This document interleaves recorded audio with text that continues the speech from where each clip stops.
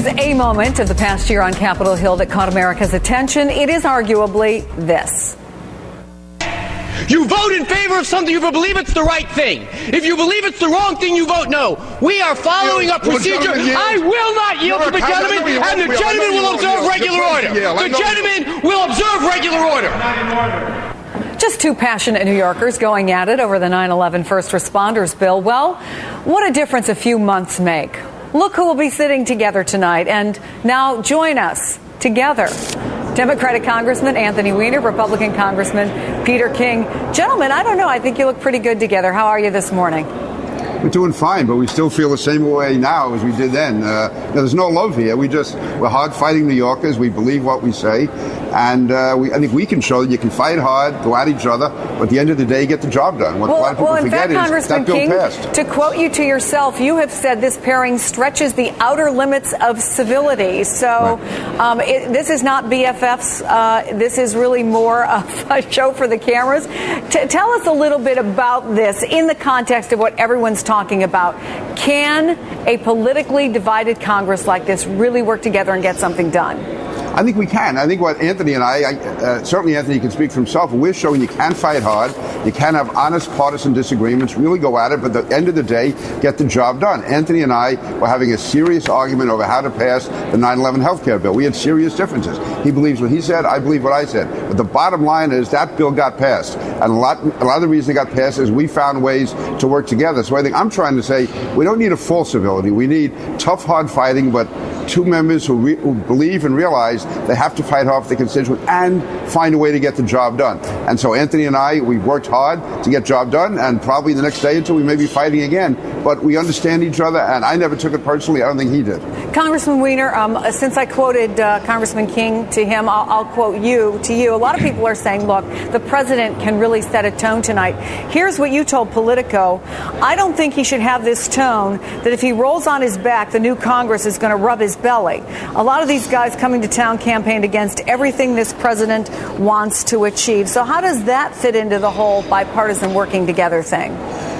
Well, listen, I agree with Congressman King. This is trying to set a tone, but we have big disagreements. I mean, I want to be there and sitting next to Peter in case he comes up with an idea that's correct, which rarely happens with Peter. I do want to. But if he does, will you jump onto your feet and applaud? I do. I will be applauding. And also, if anyone jumps ugly with the president on the Republican side, I'm going to be ready to get on him. But, you know, this shouldn't be minimized. I think that there's something that needs to be pointed out here and that Peter's right about, is that we ultimately have the same objectives. We both want to fight for what's best for New York. We want to fight what's best for our constituents. We have broad philosophical differences. We're going to work together where we can, and we're going to argue where we must. Where do you and we're think going to fight you can? for our values. Realistically, where do you think, I'm sure the two of you have talked about this, where can you come to some consensus that will move the economy forward? I think one way is to try to get banks to start loaning money, get it out to create jobs.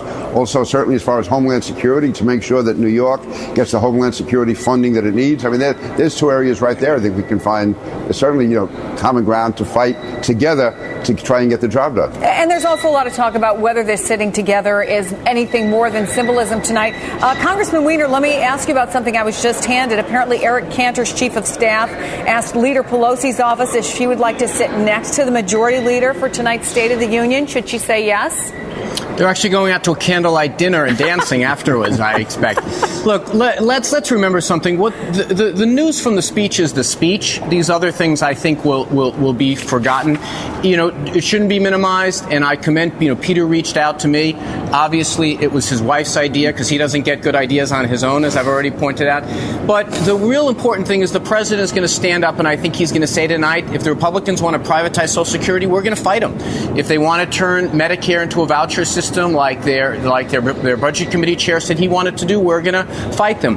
But I think that Peter is right. We're going to look for opportunities. Look, the 9/11 health bill was an example that, frankly, many Republicans said they were absolutely against it. We still managed to get it done because even in the midst of the back and forth between Peter and me, we knew we were trying to get to the same place. We're going to look for those opportunities. And if sitting together, Eric Cantor and Nancy Pelosi, Well, strike up a friendship, and we have a scandal on our hands. At least it'll be one that you broke here on MSNBC. You know what? We're always looking to break news here, and if you two can get along, by golly, by gosh, gentlemen, anyone can. Don't bet on it. There's so long way to go. Let's not get carried away. Come on. Let's not get carried away. Okay. These two could do a stand-up act. There's a lot of comedy clubs in New York. It is a pleasure to talk to both of you, and I hope you're both right. I hope this is the start of more deals like we saw with the 9/11 bill. Thank you both, and have a good time tonight. Thank you. Yeah, we will. They're calling it a war. As much interest in what's going on in the audience tonight as there is in what the president is actually saying, because in a break with tradition, Democrats sitting on one side, Republicans on the other, many members have decided to mix things up a bit. Congressional correspondent Nancy Cordes is on Capitol Hill tonight. Nancy, I know members have been scrambling today to find what I guess we'd call a date.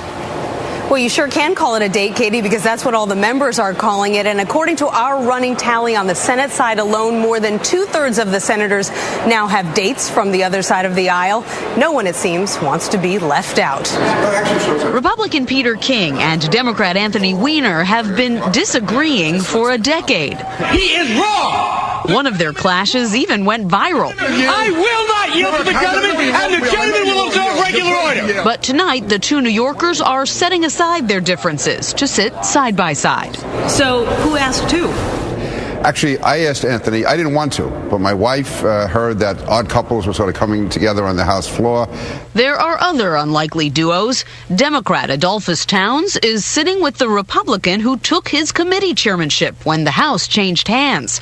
Republican Joe Wilson, who shouted "You lie" at a presidential address in 2009, will be sitting with two Democrats for good measure. To a certain extent, this has been a little bit of a dating show. You know, who are you going with? The entire Arizona House delegation is going together, leaving an empty seat for recovering Congresswoman Gabby Giffords, whose office sent out the first tweet from her account since the shooting today to the man who saved her life. Happy 21st birthday, Daniel Hernandez. Sounds like you have fun plans tonight. It was the Tucson attack that led Senator Mark Udall of Colorado, a Democrat, to propose that the parties mix it up. And look, this is one evening, it's a few hours, but the symbolism here is important. On substance, they remain deeply divided. House Republicans voted today to slash spending to 2008 levels. And tonight, the president's address will be followed by not one, but two Republican responses. The official one from House Budget Committee Chairman Paul Ryan, then a follow-up from Minnesota's Michelle Bachmann, representing the Tea Party wing. Mr. Speaker, I'm looking to find out what will be the specific cuts that the president will be proposing. We haven't heard specific cuts so far. Republican leaders say publicly that Ms. Bachmann has every right to deliver her own address, but privately they worry that it sends a message that there are two distinct factions in the GOP. Katie? Nancy Cordes. Nancy, thank you very much.